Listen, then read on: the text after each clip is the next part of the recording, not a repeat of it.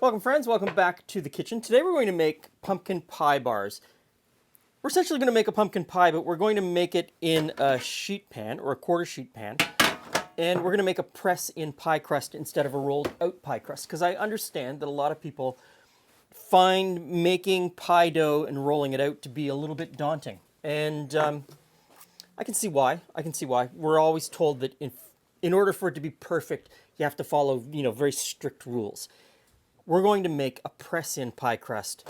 We're going to press it into a sheet pan or a quarter sheet pan. And it's easy. It's easy as pie.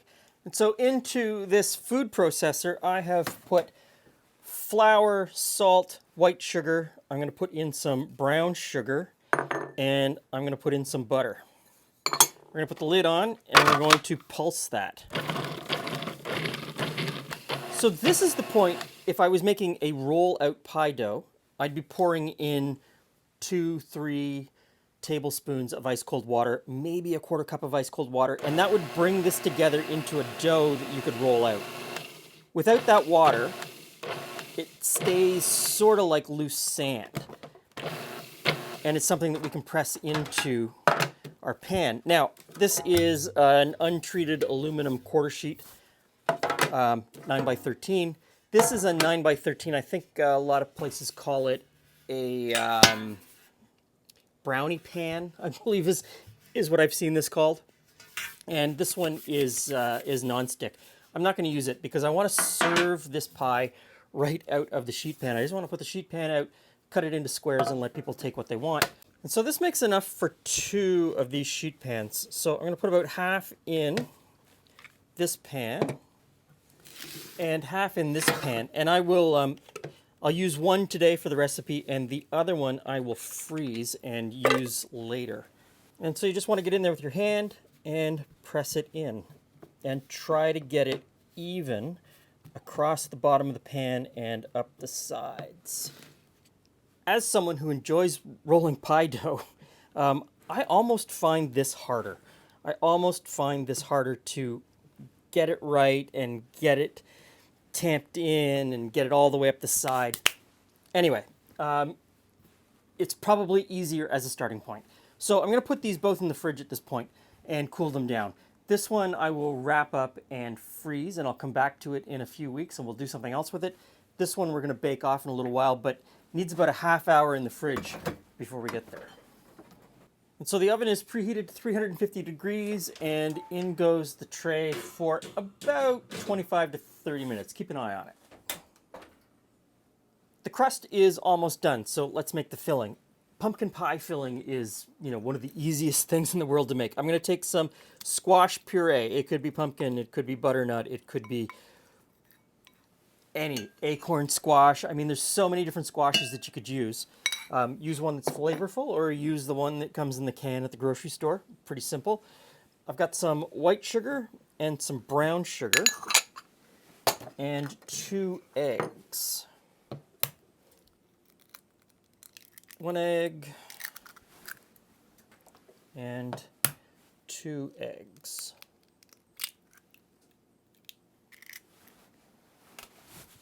Now, onto the spicing. First in, cinnamon, ginger, allspice, clove, some salt. This one is mace. Love mace. I love mace in small doses. To me, it's important in pumpkin pie. But it can be overpowering, and I understand why a lot of people don't use it. Nutmeg, which is related to mace. They are from the same plant. They are part of the same seed. They are from the same fruit. And so in goes the nutmeg. And then you just take a whisk and just start to mix that up. Okay, I'm going to pull the crust out of the oven.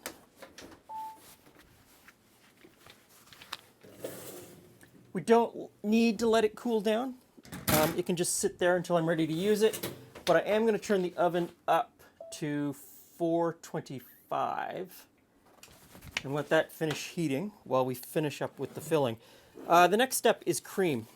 So I have whipping cream here. I like to use whipping cream. But you could use almost anything. You could use table cream, you could use half and half, you could use regular milk, 1%, 2%, 3.25% milk. You could use coconut milk. You could use oat milk, almond milk. Any of those milks would be fine in here. I just happen to like cream. So I'm going to whisk the cream in. And essentially what we're making is a custard. We're making a flavored custard with some pumpkin as filler. Now, it doesn't take much to mix that together. We've got the crust here, and I've put it on another baking tray just in case it spills, and in goes the filling. Now, the oven is hot to the new temperature, so I'm going to put this in. We're going to cook it for about 10 minutes at the higher heat, then I'm going to lower the heat to 350 and cook it until it's finished.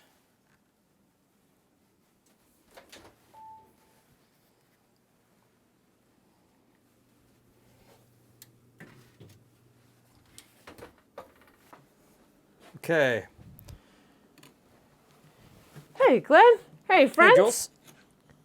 Is that a sheet pan of pumpkin? Here's a sheet pan of pumpkin pie. Pumpkin pie squares or board or squares or what was the other word I was gonna? I don't know. Pumpkin pie squares. I think this would be it would be good on the sideboard. I think that's where I was going with board. Be really good on the sideboard. Really? Because, you know, we all have sideboards. Well, okay, the buffet table. It'd be great on the buffet table. When you just wanted to give everybody just a little taste because they've got 6 other pies to eat. Well, that sounds like my family. Yeah. Yeah. But, and then I'm like, is it meant to be eaten like a square or? I think you would eat it pie-like. Pie-like? I think you would eat it pie-like with a fork. And then I have to ask, where's the whipped cream? Oh, I forgot to make the whipped cream. You have to make the whipped cream. Yeah, I could whip some up, but... Well, for now I'm tasting it anyway. It's cut, it's on my fork. Yep.